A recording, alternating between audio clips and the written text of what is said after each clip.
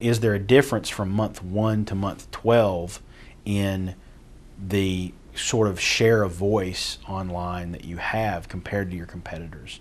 And so it really is kind of a comparative analysis to show them that spending money here helps, that people are talking more positively or more frequently about your brand.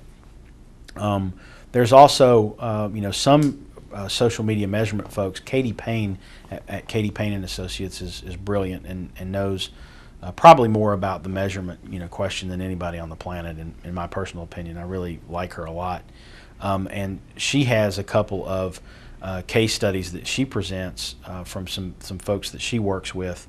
And I'm trying to remember exactly who they are. I think one of them might be Mothers Against Drunk Driving, but I'm not 100% positive there. But basically, she says that she can actually, through her social media measurement tools or the social media measurement tools that people use, not just her company but others, she can show you an increase in donations, an increase in awareness, an increase in a lot of things based on their spend and their activity in social media.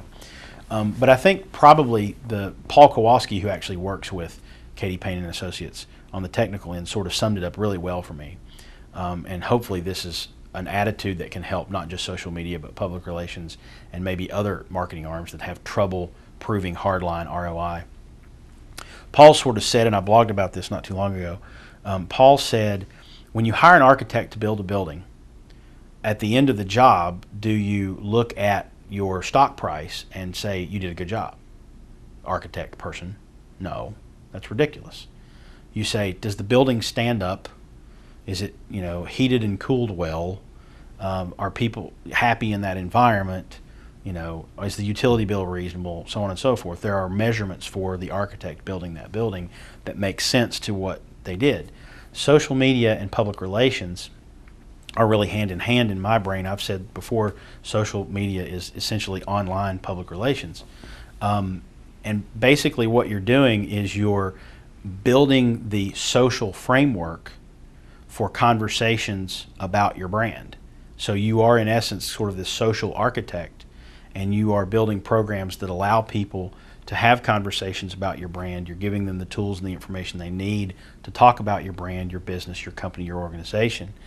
So at the end of the day, do you look at that social framework and say, okay, how's our stock price, or how are Q3 sales? And if they're up or they're down, is that the social media guy's fault? Is that the public relations director's fault? Well, no, it's not. Like the architect reference, it doesn't make a lot of sense to do that.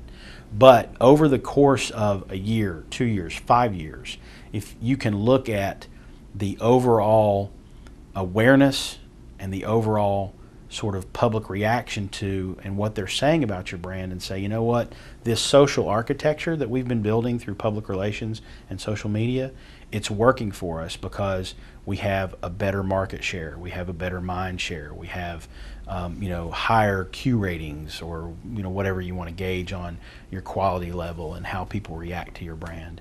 And so I think we have to start thinking reasonably about social media, in that your ROI is more of a long-term warm and fuzzy feeling about your company or your brand, as opposed to we have to implement a blog on March 1st because we need an extra $25 million in sales by December 1st.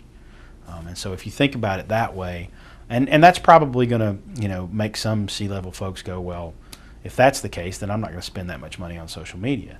You get that argument, and you get the same argument in public relations. And we as PR and social media professionals have to fight that battle and say, yeah, but 10 years from now, you can be so much better